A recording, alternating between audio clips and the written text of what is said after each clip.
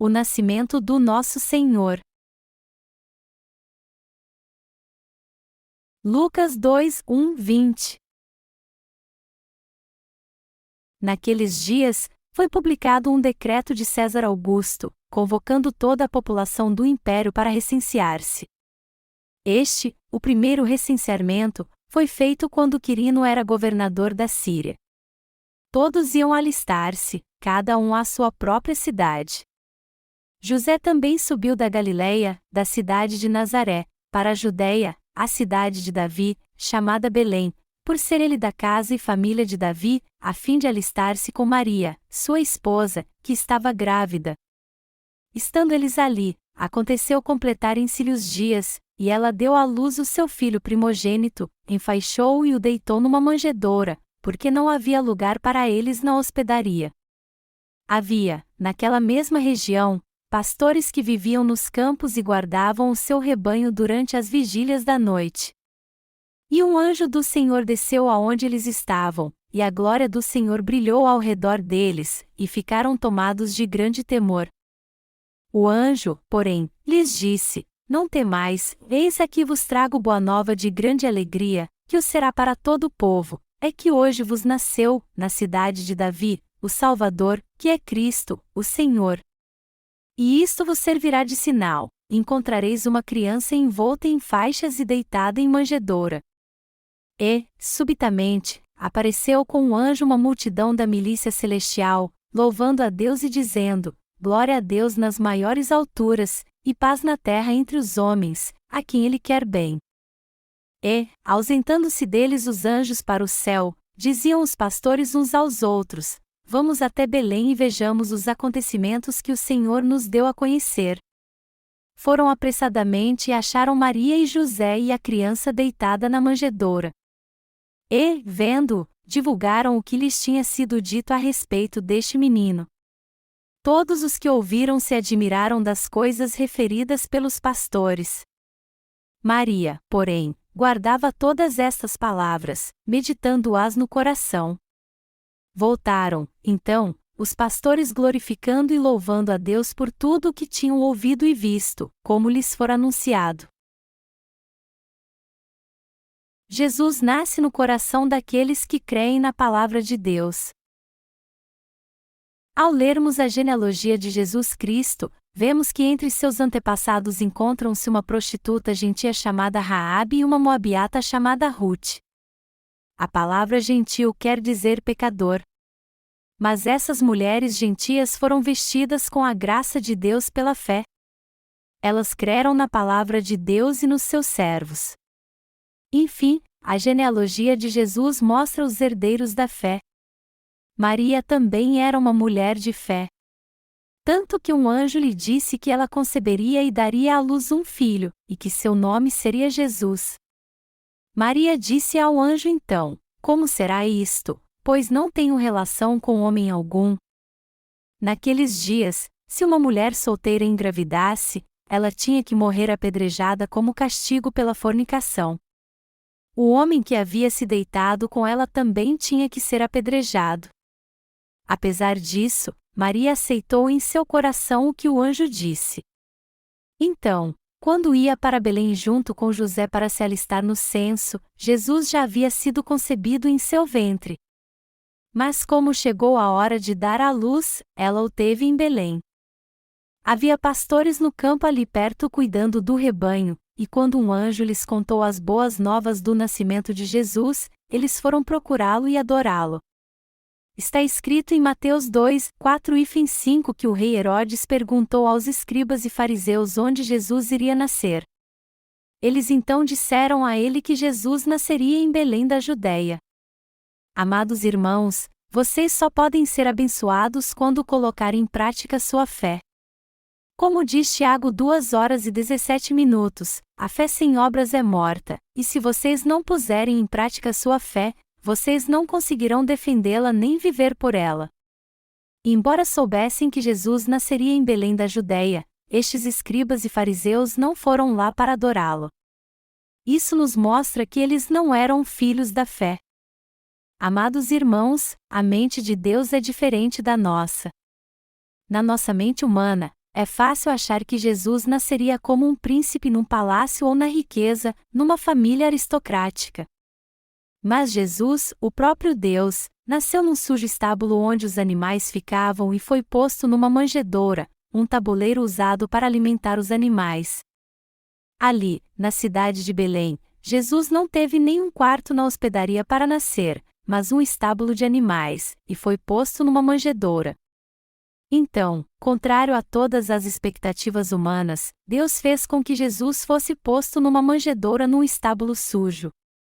Está escrito em Isaías 55, 2.8 e 9, porque os meus pensamentos não são os vossos pensamentos, nem os vossos caminhos, os meus caminhos, diz o Senhor, porque, assim como os céus são mais altos do que a terra, assim são os meus caminhos mais altos do que os vossos caminhos, e os meus pensamentos, mais altos do que os vossos pensamentos. Como diz esse texto, foi ideia de Deus pôr Jesus numa manjedoura usada para alimentar os animais. Em nossa mente podemos até achar que seria algo mais honroso e respeitável se Jesus tivesse nascido como um príncipe numa família aristocrática, mas os pensamentos de Deus são diferentes dos nossos.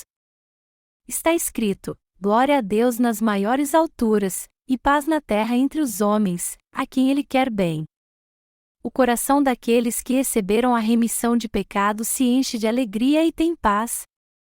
Romanos 4:08 diz: bem-aventurado o homem a quem o Senhor jamais imputará pecado. Quem, então, é esse povo abençoado? São os que aceitam a justiça de Deus e, portanto, o Senhor não lhe imputa mais pecado, por mais que pequem. Os pastores foram a Belém, como lhes disse o anjo, e encontraram o menino Jesus. Os principais sacerdotes, escribas e fariseus, ao contrário, não procuraram o menino Jesus mesmo sabendo que ele nasceria em Belém. Isso significa que, embora eles soubessem do nascimento do Salvador, eles não aceitaram isso como parte da sua fé. Os pastores foram rápido para Belém e encontraram José, Maria e Jesus numa manjedoura. Eles então disseram e eles o que o anjo lhes havia dito, e todos que ouviram aquilo se maravilharam com o que o anjo tinha dito, embora Maria tenha guardado tudo no coração. Está escrito: voltaram, então, os pastores glorificando e louvando a Deus por tudo o que tinham ouvido e visto, como lhes fora anunciado. Isso significa que a glória de Deus vem sobre os que aceitam a sua palavra, como está escrito em Isaías 60, 1, dispõe-te, resplandece, porque vem a tua luz, e a glória do Senhor nasce sobre ti. Isso quer dizer que somos luz. E já que somos luz, isso também significa que nós temos que brilhar na vida daqueles que ainda estão em trevas. Se nossa luz não brilhar, todos irão perecer. Em outras palavras, nós que recebemos a remissão de pecados de Jesus temos que pregar este evangelho da remissão de pecados para todo mundo. Algum tempo atrás, eu li no jornal que uma senhora havia doado as economias de toda a sua vida, cerca de 3 milhões de dólares, a fim de ser usadas para uma boa causa no mundo. E embora isso seja uma boa ação aos olhos humanos, para Deus não é uma boa ação. Essa senhora deve ter ficado feliz com o seu ato. Mas se vermos pelo ângulo que Deus vê, de fato ela não fez uma boa ação. Não há nenhuma boa ação neste mundo, pois ele está totalmente destituído de qualquer bondade. O Senhor nasceu nessa terra como Salvador. O Senhor veio a essa terra exatamente como prometeu o Antigo Testamento. Deus diz em Isaías 62, 2.6 e 7, pus guardas, que todo dia e toda noite jamais se calarão com vós, os que fareis lembrar do Senhor, não descanseis, nem deis a ele descanso até que restabeleça Jerusalém e a ponha por objeto de louvor na terra. Isso significa que aqueles que são filhos da luz devem brilhar incessantemente. Sempre que eu encontro alguém, eu prego o Evangelho sem cessar para ele. Vós, os que fazeis lembrar do Senhor, aqui se refere justamente aos servos de Deus. Deus fez com que eles montassem guarda dia e noite. Eu estou dando o meu melhor também para pregar sempre o Evangelho. É pelos lábios dos servos de Deus que receberam a remissão de pecados que o Evangelho da Verdade é anunciado e proclama que Jesus Cristo levou sobre si todos os nossos pecados ao ser batizado, apagou todos eles ao derramar seu sangue na cruz, e nos deu a vida eterna ao ressuscitar dos mortos. A Bíblia diz também que não devemos dar descanso ao Senhor até que Ele ponha Jerusalém por louvor na terra, Isaías 62, 7. Esse texto mostra que devemos orar a Deus sem cessar para que Ele nunca deixe de trabalhar pela salvação dos perdidos. Amados irmãos, o Salvador nasceu nessa terra. Feliz Natal! Feliz Natal! Digam comigo, Feliz Natal! Amados irmãos, nossa salvação vem totalmente de Deus, não pelos nossos esforços. Romanos 4:05 diz que ao que não trabalha, porém crê naquele que justifica o ímpio, a sua fé lhe é atribuída como justiça. Nós somos divinos? Não, não somos. Nós não somos salvos por fazermos boas obras ou por sermos divinos, e sim pela fé, somente pela fé. A Bíblia diz que o justo viverá por fé, Romanos 1:17. É pela fé que entramos no reino eterno de glória. É pela fé que recebemos a vida eterna. Não é porque fazemos algo à nossa maneira ou pelos nossos próprios méritos que somos salvos e nos tornamos justos. Já que Efésios 2:08 diz, porque pela graça sois salvos, mediante a fé, e isto não vem de vós, é dom de Deus, nossa salvação é mesmo um dom de Deus. Dom é algo que é dado de graça. Uma recompensa, ao contrário, é algo que recebemos por fazermos algo bom, não é um dom então. É pela fé que somos salvos. É pela fé que recebemos a vida eterna. Receber a vida eterna pela fé é muito simples e fácil. Está escrito, e do modo por que Moisés levantou a serpente no deserto, assim importa que o Filho do Homem seja levantado, para que todo o que nele crê tenha vida eterna. João 3:14-15. Quando os israelitas foram picados no deserto pelas serpentes na sua jornada rumo à terra de Canaã, todos que olharam para a serpente de bronze na haste foram curados, só de olharem para ela pela fé. Números 21:09. Foi muito fácil. O que aconteceu então? Hoje, há muitas pessoas que, depois de receber a remissão de pecados e nascer de novo ao ouvir o Evangelho da água e do Espírito, voltam para o mundo. Elas não levam isso a sério e se deixam levar novamente pela sua própria vontade, pelos seus desejos e pelas coisas do mundo. Por isso que quando olhamos para os cartões de Natal que falam do nascimento de Jesus, vemos que muitos deles retratam a manjedoura de uma maneira artística e romântica, mostrando o menino Jesus com roupinhas luxuosas de seda, como se fosse da aristocracia, cheio de anjinhos ao seu redor. O nascimento de Jesus, entretanto, não foi algo luxuoso como um conto de fadas. Ele parece tão fantástico e a salvação, algo muito fácil porque as pessoas veem isso à sua maneira. Na verdade, o Senhor nasceu numa manjedoura, não num palácio, pois era humilde. Ele também levou sobre si todos os pecados do mundo ao ser batizado por João Batista e nos tornou justos. Tudo isso é real, e também é uma verdade inegável que Jesus Cristo morreu crucificado para ser condenado pelos pecados do homem, ressuscitou ao terceiro dia e nos deu a vida eterna. Vamos ler agora Filipenses 2:7-8, que diz que Jesus, reconhecido em figura humana, a si mesmo se humilhou, tornando-se obediente até a morte e morte de cruz. E embora o Senhor tenha pedido ao Pai para afastar dele o cálice da aflição, mas foi submisso a ele, fez sua vontade e, ao ser crucificado, derramou água e sangue. João 19:34. Foi assim que ele nos salvou de todos os nossos pecados e da morte eterna. No entanto, os que rejeitam essa salvação e não dão valor a ela cantam músicas de Natal para celebrar o nascimento de Cristo sem entender seu verdadeiro significado. Sempre que chega o Natal, todos os grupos religiosos e as pessoas deste mundo de repente ficam interessados em fazer caridade e criam todo tipo de campanha para ajudar os pobres.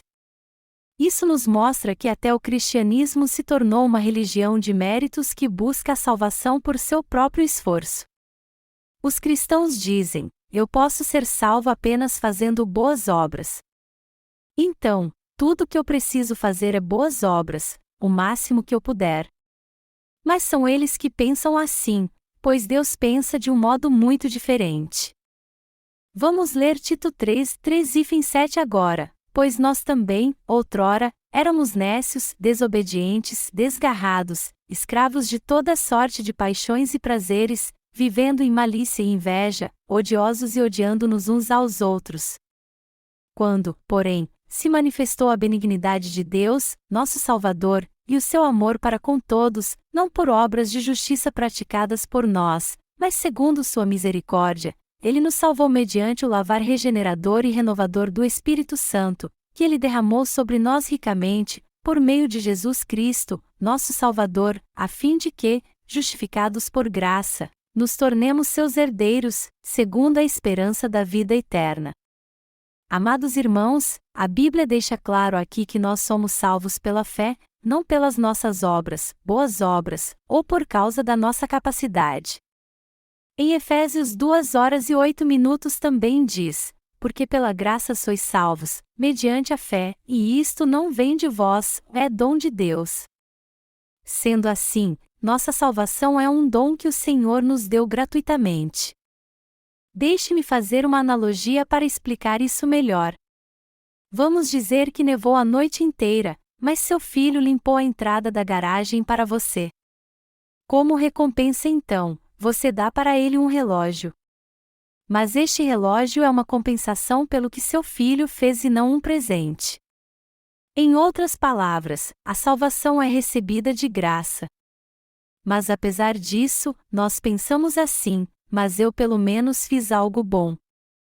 Só que esse tipo de pensamento que temos é coisa do diabo. A Bíblia diz que não havia lugar para Jesus nascer quando ele veio a essa terra. Isso mostra que o coração das pessoas está cheio de coisas do mundo, com virtudes e vícios do mundo.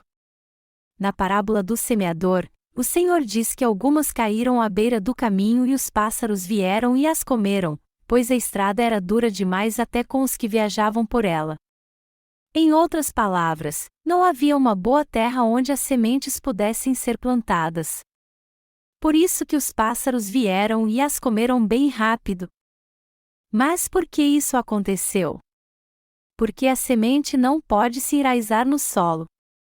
Do mesmo modo, se um coração está muito envolvido com as coisas do mundo, ele não poderá aceitar o evangelho da remissão de pecados. Pessoas com esse tipo de coração não recebem o evangelho da água e do Espírito. Mas o Senhor também disse que algumas sementes caíram num solo fértil e produziram 60, 100 vezes mais. Qual é a verdadeira fé? Mateus 2:11 diz assim: entrando na casa, viram um menino com Maria, sua mãe. Prostrando-se, o adoraram, e, abrindo seus tesouros, entregaram-lhe suas ofertas, ouro, incenso e mirra. Está escrito aqui que os sábios que vieram do Oriente prostrando-se, o adoraram. Isso nos mostra claramente que eles se prostraram não para adorar Maria e José, mas o menino Jesus. E foi para ele que eles abriram seus tesouros e deram ouro, incenso e mirra. O ouro aqui diz respeito a um rei, mostrando que Jesus é o Rei dos Reis. Ao lermos Êxodo 25:6, vamos que o incenso era usado quando os sacrifícios eram oferecidos no tabernáculo de Deus, como diz o versículo: azeite para a luz, especiarias para o óleo de unção e para o incenso aromático. Quando o incenso era queimado e subia aos céus, Deus o aceitava como cheiro suave. Em outras palavras, isso significa que Deus se agrada em ouvir nossas orações. A mirra, por sua vez, era usada para preparar o corpo de um morto. Ela simboliza a verdade imutável. Amados irmãos, Jesus Cristo foi batizado para levar todos os pecados do mundo, e, por causa destes pecados, derramou seu sangue na cruz e nela morreu para nos salvar a todos. Isso, segundo 1 Coríntios 1h23, é escândalo para os judeus e loucura para os gregos. Mas por que isso é escândalo para os judeus? Porque eles eram cheios de si e achavam que eram os justos herdeiros de Abraão. Eles não podiam aceitar o fato de Jesus, um homem que era tão simples em sua aparência, pregasse o Evangelho para eles dizendo que tinha o poder de remir pecados e que, por causa dele, todos seriam purificados. Para os judeus que eram soberbos e cheios da sua própria justiça, o Evangelho de Jesus da remissão de pecados era simplesmente um escândalo. E isso também era loucura para os gregos. Muitas pessoas riem de mim quando eu abro a boca para pregar o Evangelho de Deus. Mas elas fazem isso porque não entendem a palavra de Deus. Nos dias de Jesus, as pessoas achavam que não podia vir nada de bom de Nazaré. Apesar disso, Deus começou sua grande obra da salvação através de uma pessoa comum. Jesus diz em João 6h38, porque eu desci do céu, não para fazer a minha própria vontade, e sim a vontade daquele que me enviou. E foi justamente por ter vindo a essa terra encarnado como um homem antes de morrer crucificado que Jesus disse ao Pai: passa de mim este cálice, contudo, não seja o que eu quero, e sim o que tu queres. Marcos 14h36. Melhor dizendo, o Senhor padeceu e sentiu muita dor como qualquer ser humano justamente porque veio num corpo carnal. Você pode imaginar então como foi terrível a dor da crucificação. Foi por isso que ele pediu ao Pai para afastar dele aquele cálice. Mesmo assim, ele foi obediente até o fim e cumpriu a vontade do Pai dizendo: não seja, porém, o que eu quero, mas o que tu queres. Também está escrito em Filipenses 2:7-8, e, reconhecido em figura humana, a si mesmo se humilhou, tornando-se obediente até a morte e morte de cruz. Apesar de ser o próprio Deus, nosso Senhor veio encarnado como um homem e sentiu a dor da morte. Apesar disso, ele disse ao Pai para fazer a sua vontade, e não a dele. E foi isso mesmo que ele fez até morrer na cruz, mas depois ressuscitou dos mortos e cumpriu assim toda a vontade do Pai. A revelação de Deus foi cumprida. A divina encarnação significa que o Senhor mesmo apareceu como um homem e obedeceu à vontade do Pai a ponto de morrer crucificado. Jesus Cristo é o Deus encarnado. E o Deus encarando obedeceu à vontade do Pai a ponto de morrer na cruz. Só que quando nós olhamos para a divina encarnação por um ângulo humano, vemos que o que ele passou foi uma grande humilhação. O próprio Deus veio num corpo carnal e como um homem, e isso significa que ele se humilhou mais do que todos nós. Então, ao ser batizado, o Senhor recebeu todos os pecados do mundo em seu próprio corpo, morreu na cruz, e assim apagou todos os nossos pecados. Foi assim que a glória celestial veio até a terra. Portanto, o propósito para o qual Jesus nasceu nessa terra foi resolver o problema dos nossos pecados e da nossa condenação. Vamos ler Isaías 53 2.2-6 agora. Porque foi subindo como renovo perante ele como raiz de uma terra seca, não tinha aparência nem formosura. Olhámo-lo, mas nenhuma beleza havia que nos agradasse. Era desprezado e o mais rejeitado entre os homens, um homem de dores e que sabe o que padecer, e, como um de quem os homens escondem o rosto, era desprezado, e dele não fizemos caso. Certamente, ele tomou sobre si as nossas enfermidades e as nossas dores levou sobre si, e nós o reputávamos por aflito, ferido de Deus e oprimido. Mas ele foi traspassado pelas nossas transgressões e moído pelas nossas iniquidades, o castigo que nos traz a paz estava sobre ele, e pelas suas pesaduras fomos sarados. Todos nós andávamos desgarrados como ovelhas, cada um se desviava pelo caminho, mas o Senhor fez cair sobre ele a iniquidade de nós todos. Amados irmãos, a dor e o castigo aqui eram nossos. Mas pelo nosso bem, o próprio Deus levou toda a dor e o castigo ao morrer em nosso lugar. Em Romanos 5, 7 e 8 diz assim: dificilmente alguém morreria por um justo, pois poderá ser que pelo bom alguém se anime a morrer. Mas Deus prova o seu próprio amor para conosco pelo fato de ter Cristo morrido por nós, sendo nós ainda pecadores. Meus amados irmãos, todos nós éramos como ovelhas e tínhamos nos desviado do caminho. As ovelhas são míopes. E por causa da sua miopia, elas não conseguem ver mais nada do que aquilo que está à sua frente. Quando elas caminham então, eles seguem o pasto que está diante delas, que às vezes as leva diretamente para a morte num abismo. Do mesmo modo, o ser humano também só segue o que os seus olhos podem ver neste mundo. No entanto, todas as coisas que vemos neste mundo é corruptível. Então, se a seguirmos certamente pereceremos. Isso faz parte da nossa natureza humana. A palavra de Deus diz: não atentando nós nas coisas que se veem, mas nas que se não veem, porque as que se veem são temporais, e as que se não veem são eternas. 2 Coríntios 4h18. Por isso que Deus colocou no coração dos que morreram há muito tempo e no coração dos que estão vivos hoje, assim como no coração dos cristãos e dos ímpios, o desejo da vida eterna. Todos neste mundo já pensaram assim pelo menos uma vez na vida: de onde eu vim, para onde eu vou? Em outras palavras, o coração do homem se preocupa com as coisas eternas. Jesus Cristo inaugurou o caminho para o céu ao rasgar o véu que nos separava de Deus.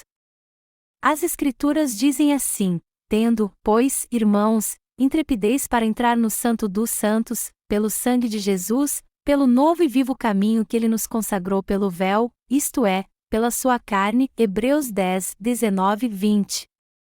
Agora podemos entrar no reino da vida eterna graças à salvação expiatória de Jesus Cristo. E permaneceremos com ele para sempre também. Vocês creem nisso? Vamos ler Mateus 27, 2.51 agora. Eis que o véu do santuário se rasgou em duas partes de alto a baixo.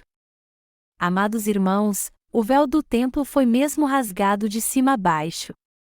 Isso significa que nós agora podemos nos achegar com toda a confiança ao trono da graça de Deus, como está escrito em Hebreus 4h16. Acheguemo-nos, portanto, confiadamente, junto ao trono da graça, a fim de recebermos misericórdia e acharmos graça para socorro em ocasião oportuna. Este mistério foi revelado quando Jesus morreu na cruz e disse: está consumado. João 19h30. Naquela hora, o véu do templo se rasgou em dois, de alto a baixo. Nos dias do Antigo Testamento, somente o sumo sacerdote podia passar do véu uma vez por ano com campainhas de ouro atadas às suas vestes, para lá dentro oferecer sacrifício a fim de que o povo recebesse a remissão de pecados. Mas quando Jesus morreu, o véu do templo foi rasgado em dois. Isso significa que a nossa salvação se cumpriu totalmente. Amados irmãos, neste Natal, vamos procurar entender por que o Senhor veio a essa terra num corpo carnal e como um homem simples, porque Jesus nasceu numa manjedoura, e aceitar sua graça em nosso coração. Jesus é o nosso verdadeiro Salvador. Vamos confessar então que Ele é realmente o nosso Salvador. E finalmente, para concluir meu sermão, vamos ler juntos o texto de Lucas 2, 29-32. Agora, Senhor, podes despedir em paz o teu servo, segundo a tua palavra, porque os meus olhos já viram a tua salvação, a qual preparaste diante de todos os povos, luz para a revelação aos gentios, e para a glória do teu povo de Israel. Amém.